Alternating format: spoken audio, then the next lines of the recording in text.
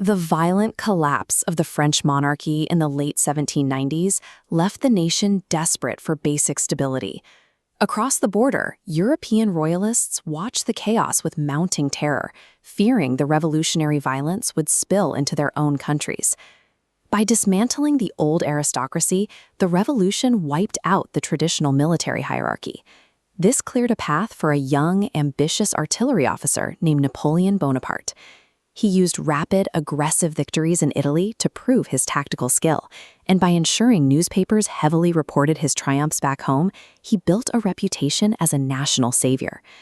By 1799, the ruling French government, known as the Directory, was weak, corrupt, and deeply unpopular. Napoleon timed his return perfectly. In the coup of 18 Brumaire, he helped overthrow the crumbling government and installed himself as first consul. The French public was exhausted by years of political violence and gladly traded democratic ideals for autocratic stability. Napoleon centralized the administration, reformed the legal system, and stabilized the economy. France was now a highly efficient state, specifically structured to project military power outward. Fearing this new French power, the surrounding European monarchies repeatedly formed alliances to contain it. These alliances were called coalitions. Because they consisted of fractured rival powers like Austria, Britain, and Russia, they formed slowly and fought with conflicting, poorly coordinated goals. Napoleon took full advantage of this poor coordination. His military machine relied on relentless speed and aggressive maneuvering. He marched his forces rapidly to isolate and smash these coalition armies one by one before they could actually unite against him. In 1804, he stripped away the illusion of a republic and crowned himself Emperor of the French. He demanded absolute loyalty and replaced the modest symbols of the revolution with grand imperial iconography. The coronation signaled a transition into a period of direct territorial expansion. Napoleon was asserting the authority to reorganize the continent, turning the French military into a tool for aggressive conquest and the systemic redrawing of European borders. This animated diagram breaks down the Battle of Austerlitz in 1805. Facing the combined Austrian and Russian armies of the Third Coalition, Napoleon intentionally weakened his center, faking a retreat. When the enemy forces pushed forward into the apparent gap, a hidden French force struck their flank, entirely shattering their lines. The victory was so complete that it forced Austria to sue for peace. As a direct result, the Holy Roman Empire, a complex political structure that had existed in Central Europe for roughly 1,000 years, dissolved entirely. But that same year, Napoleon faced a vastly different reality on the water. At the Battle of Trafalgar, British Admiral Horatio Nelson decimated the combined French and Spanish fleets, securing total naval dominance for Britain. This created a massive strategic stalemate. Napoleon held near absolute dominance over the land armies of the European continent. Britain, protected by the Royal Navy, remained an impenetrable fortress isolated on the ocean. Since he couldn't launch an invasion across the English Channel, Napoleon tried a different method to defeat them. He established the Continental System, a massive economic blockade designed to stop all European countries from trading with Britain. To make the blockade work, every port in Europe had to comply. Smuggling became widespread, and European nations grew resentful of the economic damage. To enforce his own rules, Napoleon had to deploy troops to police his allies and invade previously neutral nations, stretching his military dangerously thin. The first major crack in his system appeared in 1808, when Napoleon installed his brother on the Spanish throne. The local population launched a brutal, decentralized resistance.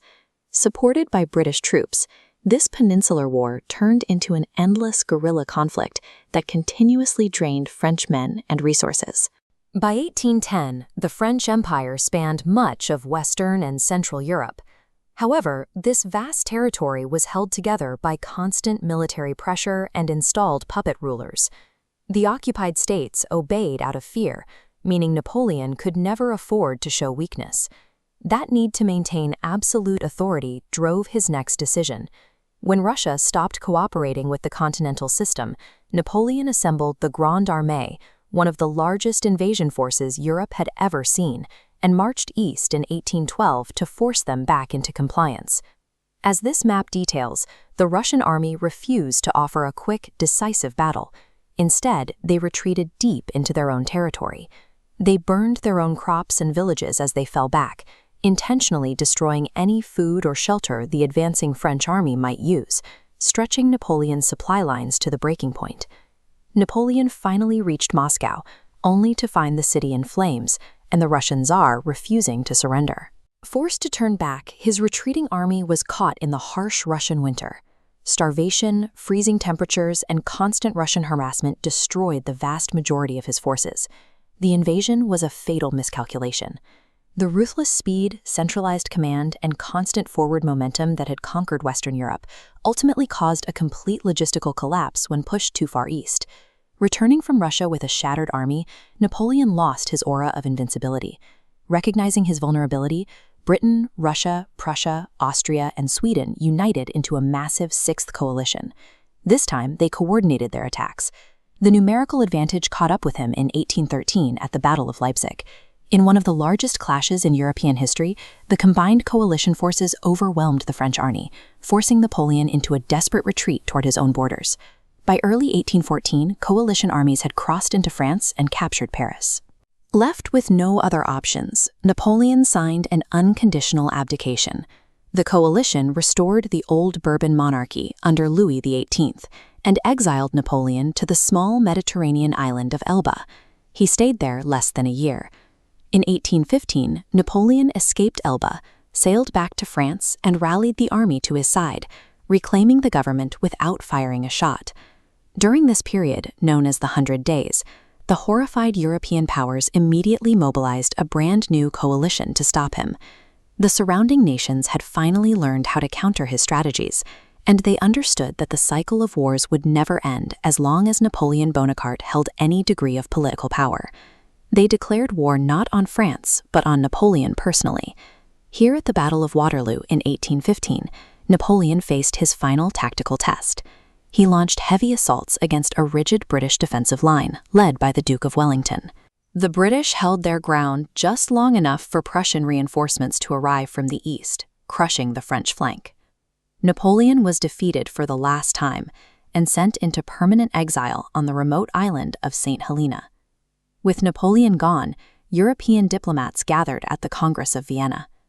Their objective was to engineer a lasting peace by redrawing the continent's borders, restoring traditional monarchies, and establishing a strict balance of power to prevent any single nation from dominating the others. They tried to turn the clock back to the world before the French Revolution, but the reality on the ground was different.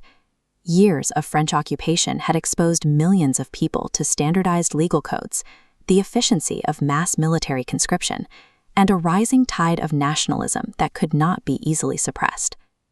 Napoleon spent his final years on St. Helena, while the restored monarchies attempted to manage a continent now defined by these new legal and social realities.